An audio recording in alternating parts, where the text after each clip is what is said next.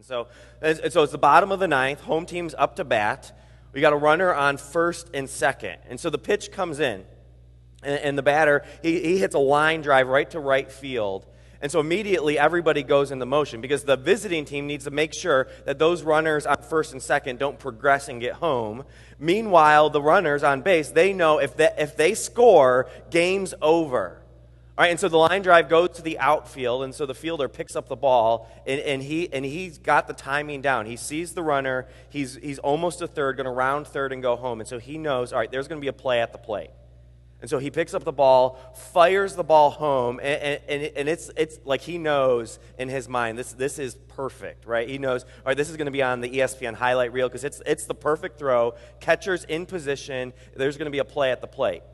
And so now when this happens, right, if it's a big game, the umpire's in position, ready to make the call so that he can get the perfect view of the runner sliding into home, where the tag's going to happen, and then depending on how big the event is, right, you also have it then on the Jumbotron. That way everybody who's there can see the play. All right, so now imagine this happening, and so the runner's running to home, and the ball comes in, the catcher gets it, tag, and he's out by a mile.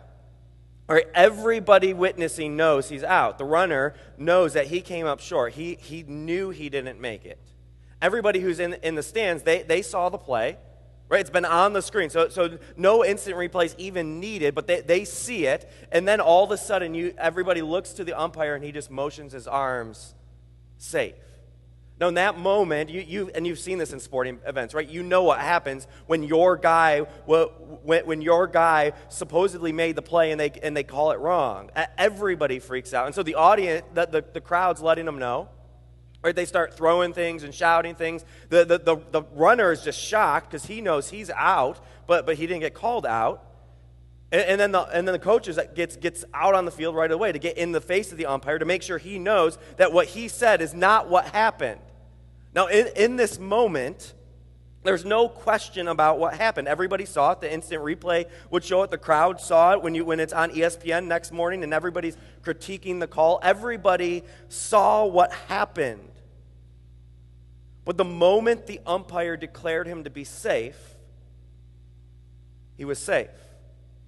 See, in that moment, it didn't matter what everybody else saw. As soon as the umpire called him safe, he was now safe. And no matter how much he knew that he fell short of making it to the base before he got tagged, no matter what the crowd saw, no matter what the coach said to that umpire, it's not going to change the call. Because once the umpire says you're safe, you're safe. This is what Jesus does. One simple declaration changes everything. One simple statement changes your world. One declaration gives life where death seemingly won. One statement, it is finished, changes everything.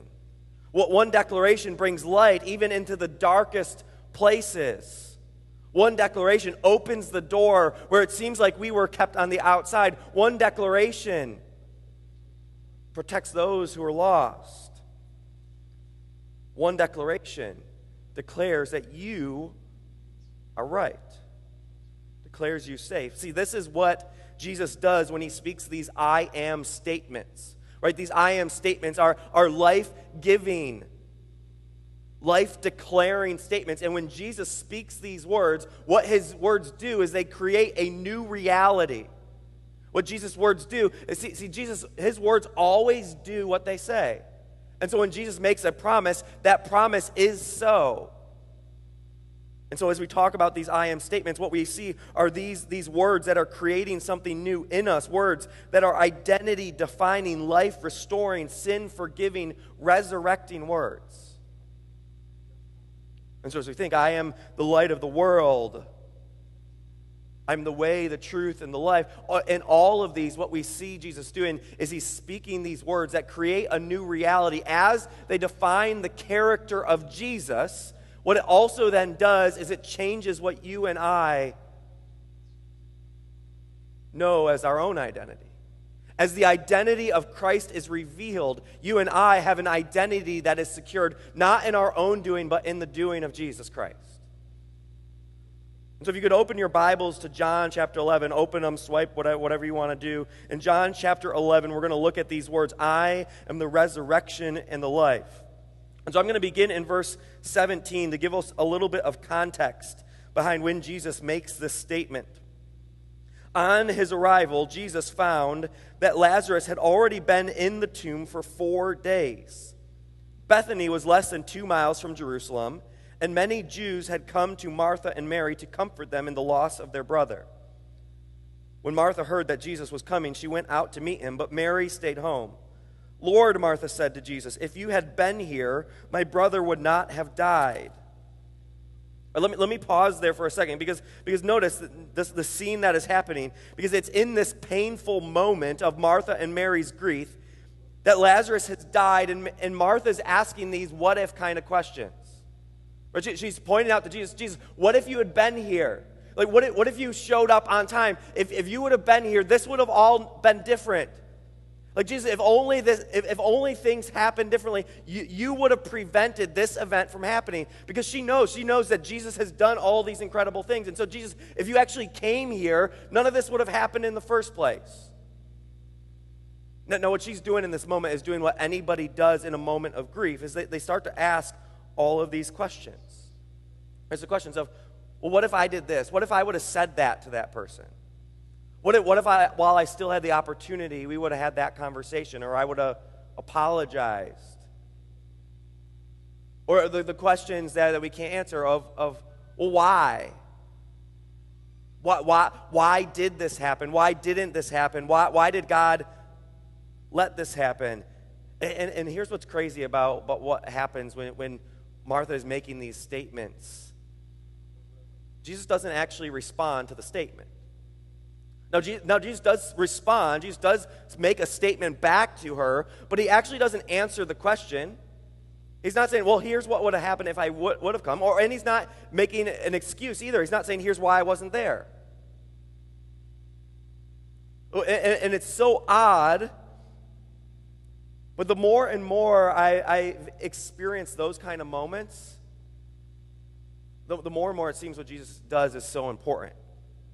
Because if you've ever had one of those moments, those gut-wrenching moments where it feels like life is just falling apart around you, you may ask the what-if questions, but you know that that's not really what you're looking for, is it?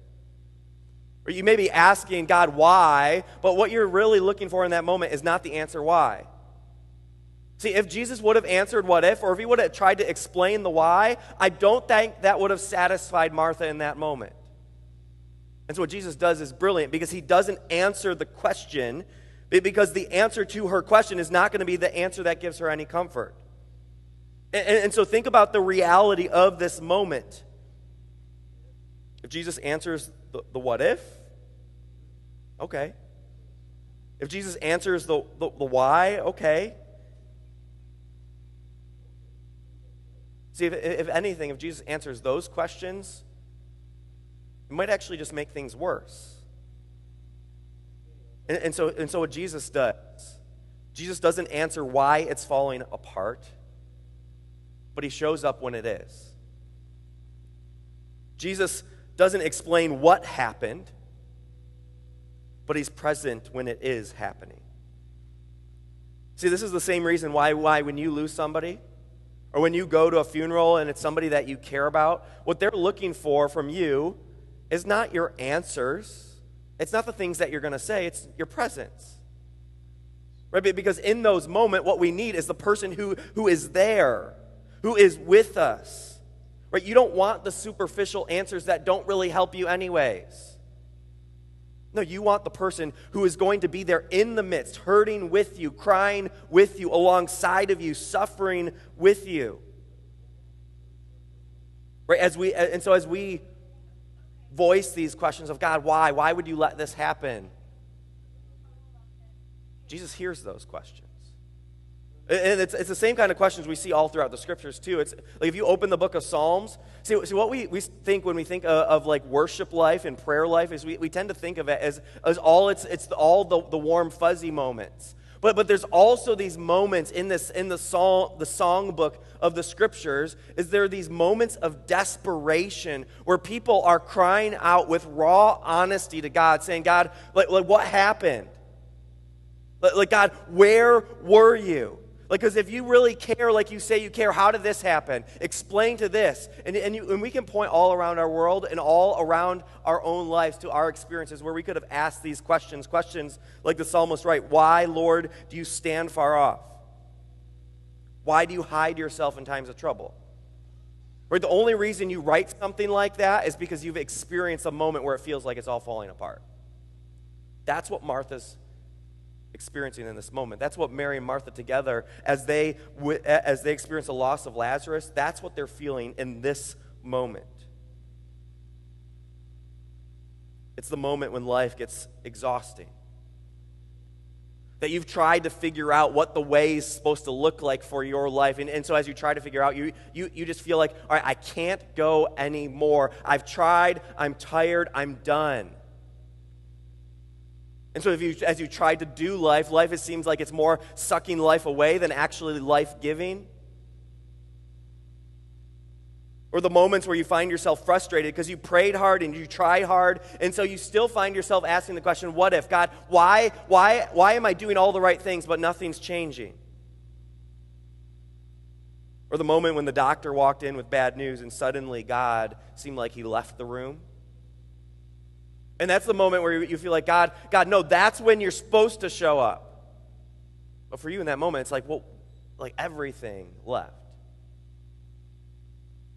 Or the moment when someone you love hurts so badly where like you know you're supposed to pray, but you don't have anything left.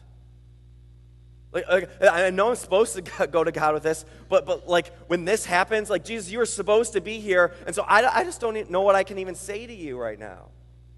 Right? Like that's the emotion that is going on in these moments, that things are falling apart, that things are in pieces. So the question is Jesus, only you were here. See, if you're in that kind of moment, one, I think it's helpful, ask those kind of questions. Right? Be honest with God. Say, God, if you feel like God's not there, tell God you feel like he's not there. God can handle that. The scriptures show person after person who prayed like that to God, lament to God, be frustrated with God. God can handle your questions. But then notice how Jesus responds to Martha, not with an explanation or an excuse, but with his presence and a promise. He says, your brother will rise again. See, when Jesus shows up, he does what no one else can do. When Jesus shows up, he declares you to be who no one else can declare you to be, and he promises to give you what no one else can give to you. He promises a future that no one else can promise. And so Jesus says, your brother will rise again. And Martha answers, well, I know he will rise again in the resurrection at the last day. Right? Like she's like, all right, Jesus, I get it. Like I know the theology behind it. I know the answer. Yeah, he died, but it's going to get better. Right? He died, but yeah, there's a resurrection on the last day. And then Jesus says to her, he says, I am the resurrection and the life. He who believes in me will live even though he dies. And whoever lives and believes in me will never die. Do you believe this? So when Jesus makes that statement, your brother will rise again, and then they get into this theological discussion, Jesus like flips it. Like, all right, I know, when Martha says, all right, I know that on the last day, like he will be raised from the dead. Jesus says, no, listen, I am the resurrection and the life. I am the life giver. I am the source of life. I bring those who have died back from the dead. And so what Jesus does in that moment, when Martha's like, yeah, I know. He says, I can do for you what no one else can do. And so when you feel like life is all lost, Jesus said, no, I am the life. I give the life. And where you feel like life is over, I'm going to bring that life back. And so for Martha in this moment, this is personal. Or this is not just some ethereal idea for Martha. This is the reality of what she needs in this moment. Because when she's like, all right, I know, but it's painful. She's like, I hear you, but it still hurts. See, in the midst of loss, Jesus' words aren't simply a profound idea, but it meets a family where they need it the most. In the midst of death, it's a promise that Jesus is bigger than death. In the midst of death, it's a promise that Jesus is the source of life and the giver of life. In the face of our sin, it's a promise that while we are dead in our trespasses and sins, that it's Jesus who raises us from the dead. That by giving his life, he gives us life. And so Jesus promises to be the resurrection. And so there's no avoiding in this moment that this is a very personal promise. That Jesus is looking her in the eyes and saying, all right, this is the promise you need to hear right now, this moment. But it's not just a general promise, it's a promise to her. And it's a promise for you when you need it the most. See, Jesus, in the midst of the pain, points not to the process that he wants her to work through. He doesn't point to the answers of what happened or excuse where he was. He simply points to himself. He says that there's all this going around and all this hurt and all this pain, but he says, I want you to look at me. He doesn't even at this moment say he's going to solve the problem of Lazarus being dead. Like he's given no indication that he's actually going to do anything miraculous here. He's simply pointing to himself. He's saying, this is who I am. Because I am the resurrection. I am the life. See, Jesus makes a promise in that moment to Martha about who he is and who he will always be. That he will always be the author, the giver of life. He will always have authority over life and death himself, and that he will give life in a way that no one else can. And for you, Jesus does the same thing. For you in those desperate moments, for you in those weak moments, for you in those hurting moments, Jesus does the same thing for you. He shows up in those places when you don't have the answers, when you are hurt, when you are suffering. And he says, I am the resurrection and the life. He looks at the dead places and he boldly walks into those places. He walks straight into those places and says, all right, I know that it's dying all around you, but I will bring life. He goes to the places where death has ripped apart your family. And he promises that he's bigger than death. He goes to the places where sin has killed your soul. He goes to the places where sin has ripped apart your relationships. And he says, although you're dead, I've come to give life. See, Jesus is in the resurrection business. And this happens before Jesus rises from the dead. Or this is before the whole big resurrection thing happening, right? Which makes Christianity what it is. And so Jesus, even at this point, is saying, no, I am about resurrection. I am about dead people coming to life. I'm about rising those who have died back to life. He says, that is what I do. And so he points to himself and he makes a promise and says, the one who believes in me will live even though they die. And so at this point, even though he has not yet come back from the dead himself, he's already making the point that he's in the business of raising the dead. I promise right now about who he is in that moment for Martha, and it's a promise about what's coming on the day of his resurrection, and what is coming one day for the promise for all people when those who have died in faith will be raised from the dead. It's a promise that's personal for right now and for what is to come. And so I love how Jesus responds in this back and forth. He claims to be the resurrection and the life, and so then Jesus just right after that says, so do you believe me? Right? Like they're having this conversation back and forth, and it's naturally where he goes next is, well, do you believe that I am who I say that I am?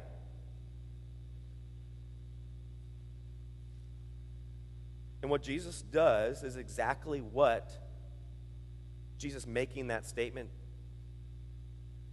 would do. See, when Jesus makes a statement, I am the resurrection and the life, when Jesus makes a promise, what promises do is promises evoke faith. Promises create trust. I mean, think about when you make a promise to somebody, right? The hope in making that promise, it says, I want you to believe that I'm going to do what I said I'm going to do. And so when I make a promise to you, the goal is creating trust in our relationship. That when I say I will do this, my goal is that now in the midst of that relationship, that my words are creating trust, that you are going to believe that I will make good on my word. All right, and we get no better picture than this when we look to a wedding, right? A wedding is an incredible picture of what we hope happens in the midst of a promise. That a couple stands there and one person now says, all right, I promise to you to be this person. That whether we have money or don't, whether we get sick or are healthy, no matter what happens, I'm going to be this person for you. And then what do we always hope in the midst of that wedding? That the person who now is listening to those words, that they actually believe them. That when I hear those words, that, all right, I believe that you are who you say you are going to be. And so then they make the same promise. And so they use their words to say, here's what I commit to. Here's what I am going to do. Whether this or this, that or another, I promise to be this kind of person. And so what then we hope in a marriage, right, that has this mutual, loving, committed promise to one another, is that it's creating this trust. That I say I will be this person. And when I make that promise, I want you to believe that I am that person. That's also what makes when a marriage falls apart so difficult too. Right? Because in that moment, when you said I do, you believe that they were the person they said they were going to be. But then when they suddenly weren't that person, or that's why it feels like you're being ripped apart, because their words were creating trust in you. And now they said, I'm not actually who I said I would be. And so when Jesus makes a promise in this moment, when Jesus makes a promise saying, I am the resurrection and the life, he is making a vow to you of the kind of person he's going to be. He's saying, this is who I am. And so when he asks the question, do you believe this? Of course he's asking the question, because that's what promises do. Promises want to invite you to believe that this is who I am, and I will make good on that promise.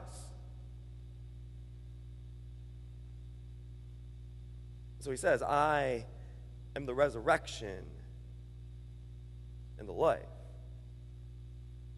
And so all throughout John, as we hear these promises of Jesus, and all of these I am statements, they're promises that we see lead to faith. And what we see over and over again in the words of Jesus is we see Jesus match his words with actions that say, all right, you can believe me, and here is evidence that I am who I say that I am. And so Jesus, in the midst of this moment, then he meets with the family. He talks with the family. He sits with this family. But if we jump to verse 33, it says, when Jesus saw her weeping and the Jews who had come along with her also weeping, he was deeply moved in spirit and troubled. Where have you laid him, he asked. Come and see, Lord, they replied. Jesus wept. Then the Jews said, see how he loved him. Some of them said, could not he who opened the eyes of the blind man have kept this man from dying? See, in this moment, right in the midst of the pain, in the midst of the hurting, Jesus walks straight into the moment of hurting. And he just cries with them. Right? He's not fixing the problem in that moment. He's sitting, he's crying, he's listening. And see, what we see in that is Jesus cares more even than we could imagine him caring. And Jesus hurts more than we even knew he could hurt.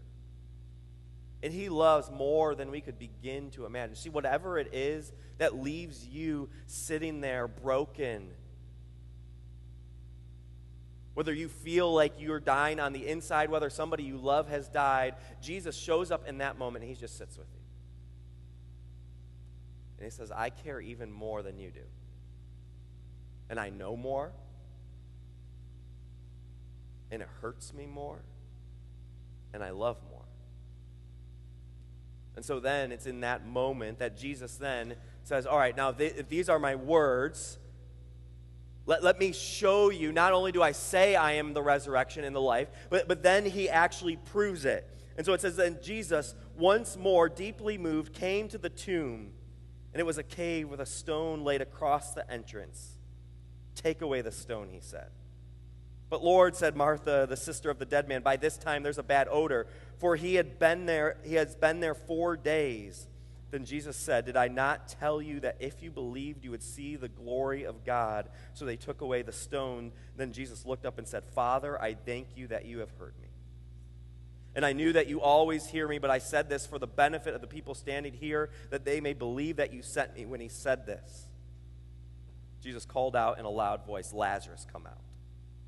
And the dead man came out, his hands and feet wrapped with strips of linen and a cloth around his face. And Jesus said to them, take off the grave clothes and let him go. See, what we see in the life of Jesus is that he shows up in those moments, caring, loving, crying. And he does this because he knows. But he's not just some God who is a distant God, but he knows what it feels like. Right? Jesus cries real tears because he knows the hurt. But this is why the writer of Hebrews says, for we do not have a high priest who is unable to empathize with our weakness. But we have one who has been tempted in every way just as we are, yet he did not sin. See, Jesus, in that moment, when he shows up, he is weeping, he is crying, he is caring, he is hurting, because he knows what it's like. And so when he shows up in that place, he knows what it's like, he feels what you feel, and then he walks straight into the grave, and he says to Lazarus, now come out. See, Jesus is in the resurrection business. And so whatever it is in your life, whether it's the death that you experience because of your own sin, because of what you have done or what you haven't done, Jesus walks straight into that place and says to you, looks you in the eye and says, come out of the grave. When you feel like your relationships have just fallen apart around you, that those you cared about, that suddenly life has seemed like it has been ripped to pieces. And so you sit and you cry and you weep. Jesus weeps with you, and then he walks straight into the grave and says, come out. Because you may feel like you're dying, but I've come to give you life. And that is the life that John talks about, this abundant, eternal life, this promise that is now and for all eternity. That no matter what tries to take your life from you, Jesus is bigger than it. And Jesus always wins. With Jesus, death never gets the last word. And so Jesus says to you, I am the resurrection, and I'm your life.